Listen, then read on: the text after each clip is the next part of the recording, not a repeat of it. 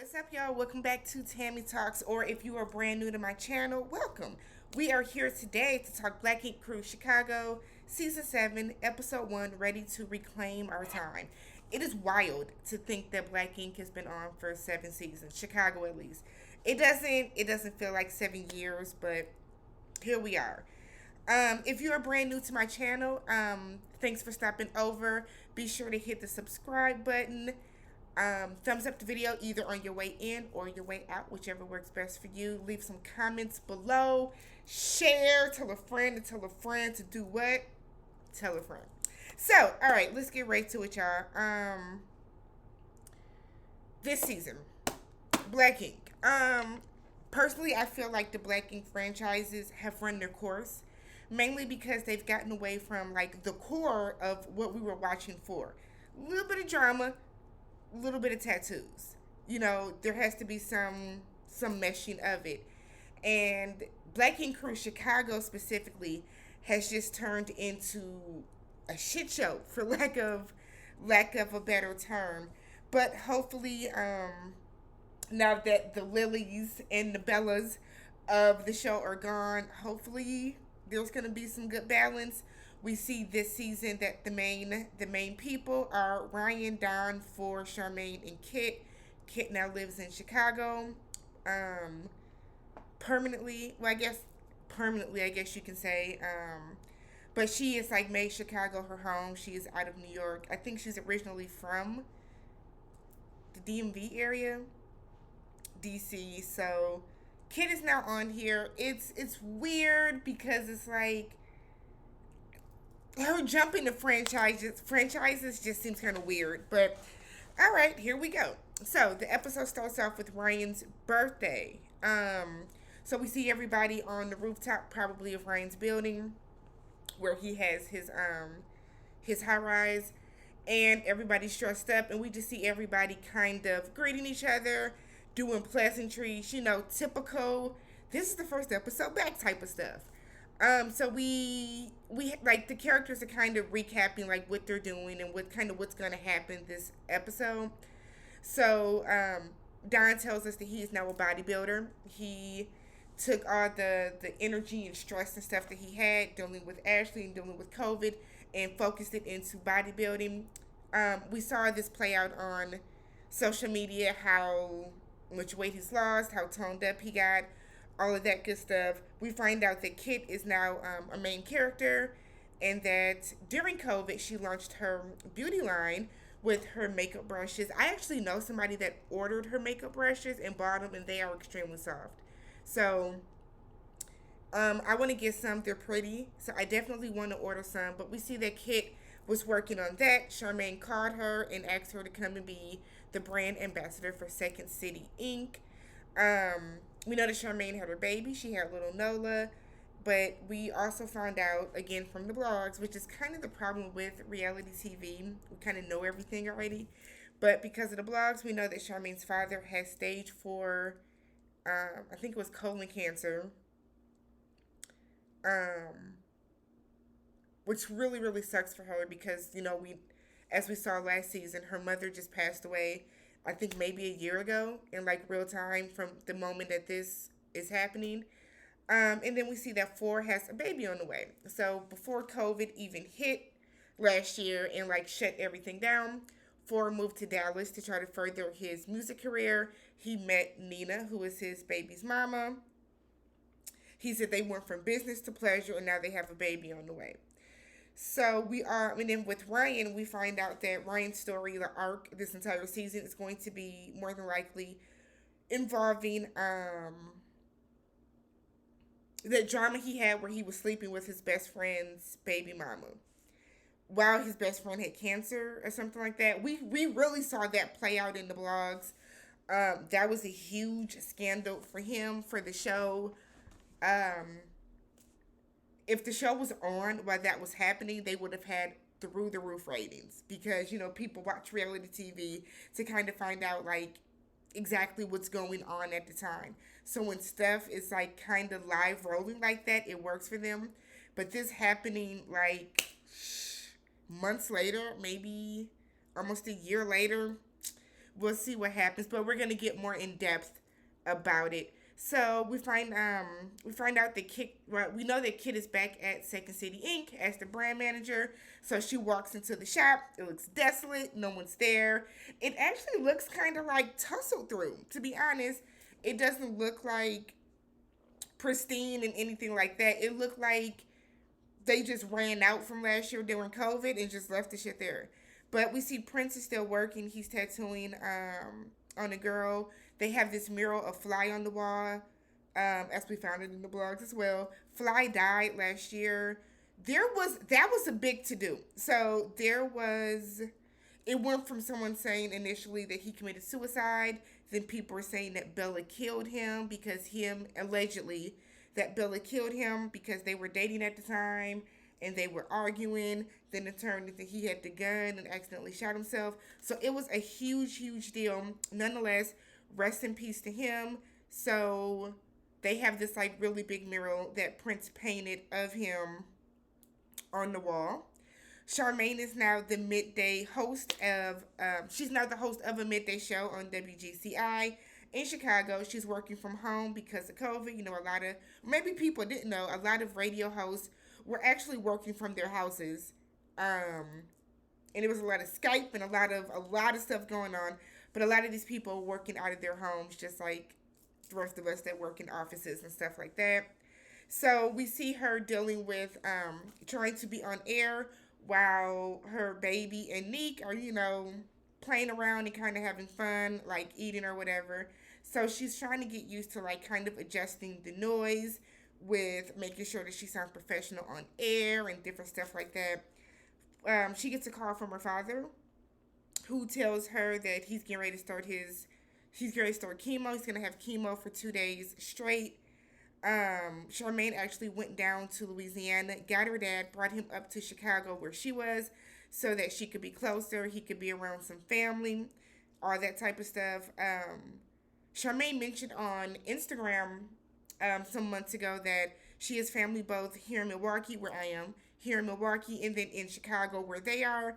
So him being up here worked out better for her and was just a better situation for him to have more people around and for her to actually have, more help for him.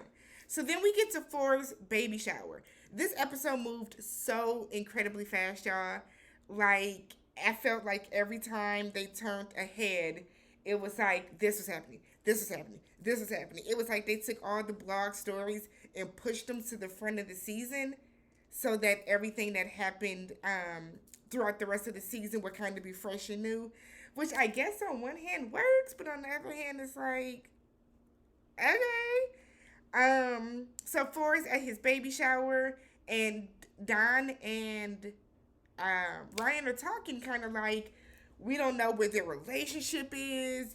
Phor has been saying for a while he wants a baby. Remember that awful situation where from last season, that woman knew that whole teenage girl was not Phor's baby, but whatever.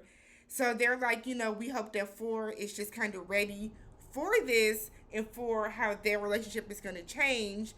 They're hoping that she's ready for it, because what I'm assuming is that this all happened super, super, super, super fast between the two of them.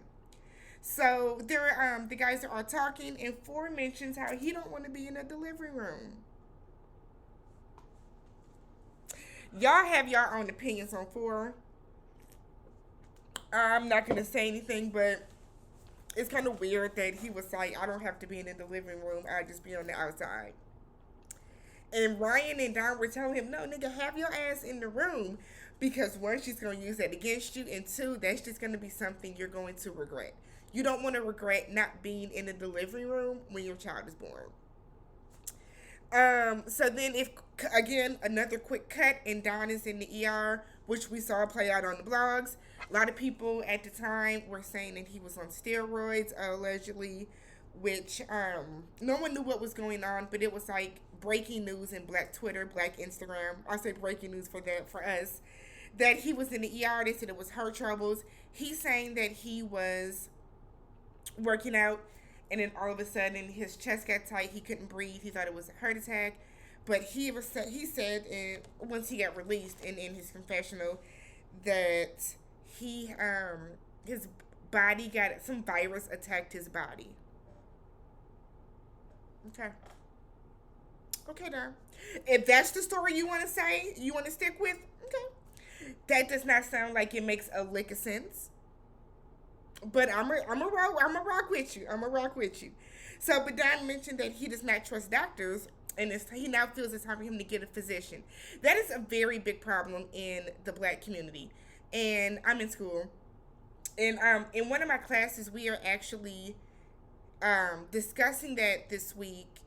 How, because of what happened with the Tuskegee experiment back in the day, so many Black people do not trust the doctor because they feel that the doctors are just going to experiment on us and all that type of stuff. Um, if you are cautious and stuff about it, that's fine. There's no judgment, but that does not mean that you just cannot go to the doctor. It is weird to me, people that don't go to the doctor every year for a physical. It's just like it's weird to me, people that do not go to the dentist every year for cleanings and exams. Just like it's weird to me, people that do not go to the optometrist every year to get their eyes checked out, knowing damn well that y'all need glasses and y'all are just struggling through. So I'm hoping that Don has taken his health seriously because of this incident, and he has, found a PCP, and he has found a doctor that he knows that he can trust. I'm a big advocate. I always go to a Black doctor, Black gynecologist, Black doctor. I have a Black dentist. So it helps when you go to somebody that looks like you. They understand what you're going through. They understand the different things that might look different within us. That does, that maybe a white doctor kind of negates or does not see. So if you are scared of the doctor or apprehensive, find a Black doctor. Ask your family and your close friends who their doctor is. Find somebody you can trust, but you have to go to the doctor. That was my TED Talks real quick. But we see that he said he's going to, focus more on his health. Him and Ashley seem to be in a better place. Thank you, Jesus. It's weird to see Ashley not yelling. I see she still got them braces on. That was still funny how she just popped up with braces one day, and he was like, I'm like, damn, you ain't tell your husband you was getting braces? So we see Ryan talking to his therapist. He said that he sees his therapist every other week, and they are actually talking about the situation with Anthony. And what really bothered me about this entire scene with Ryan is how unapologetic he seems. Like, he's saying how he's sorry, he's remorseful for what he did, but I just don't believe it because of the way that he says it. So he's telling his therapist that, I guess, over a month ago, Anthony texted him saying that they needed to sit down and talk. So, this whole thing, Anthony was with his baby. He was at his baby's mama's house, I think picking up the kid or dropping off the kid. He had, I guess, his baby mama was in the shower. Anthony had his son open up his baby. He opened up his mother's phone. He saw the text messages between her and Ryan that were sexual, talking about their past escapades, sexual escapades they wanted to have in the future. So he took her phone, went to Rachel, who we know is Ryan's baby's mama, showed her the messages. As a result, Rachel was pissed off because she just kind of felt like what kind of sick ass person, sleeps with their best friend's baby mama. So because of that, she didn't really want Ryan around his kids for a while. It turned into a bigger situation. Ryan is mad that Anthony went to Rachel about the situation. Meanwhile, talking about, but then he's like, so because of that, Ryan is like, we can talk, but I don't want to be friends with that nigga no more. Fuck him. What makes you think he wants to be your friend?